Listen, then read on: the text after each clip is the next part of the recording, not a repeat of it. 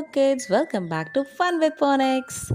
Let's talk about the letter G. Do you know it makes two sounds? G hard and G soft.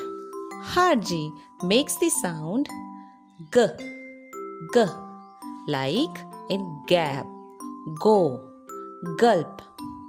It usually occurs before the vowels A, O or U. Examples: gap, garden, go, gulp.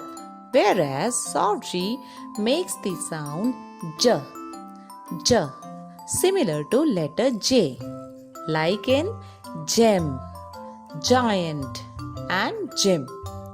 It usually occurs before the vowels E, I, or U. For example, giraffe, gym, and gentle. So let's sing with me. What does the G says? What does the G says? G or J? G or J? Before I, E, or Y, before I, E, or Y, G is soft. It says J, like in gym and giant. What does the G says? What does the G says? G or J?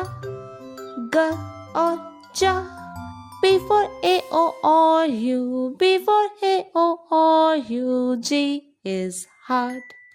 It says G, like in gap or in goat.